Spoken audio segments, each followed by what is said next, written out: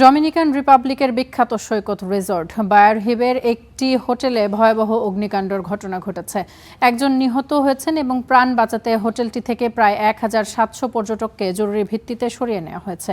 প্রত্যক্ষদর্শীদের ধারণা করা ড্রোন ফুটেজে দেখা যায় আগুনের শিখা এবং কালো ধোঁয়ায় পুরো রিসোর্ট এলাকা ঢেকে গেছে। বার্তা সংস্থা রয়টার্স স্যাটেলাইট চিত্র এবং ফাইল ছবির সাথে মিলিয়ে দুর্ঘটনাস্থলটি ভিডা উইন্ডম ডমিনিকাজ বিচ হোটেল বলে নিশ্চিত করেছে। ডমিনিকান জরুরি সেবা সংস্থা এক বিবৃতিতে জানিয়েছে, নিহত পর্যটক ফ্রান্সিসকো ভ্যালেন্টিনো ৪৬ বছর বয়সী একজন ইতালীয় নারী। অগ্নিকাণ্ডের পর ধোঁয়াজনিত অসুস্থতা এবং আঘাতের কারণে ৩ জনকে হাসপাতালে ভর্তি করা হয়েছে।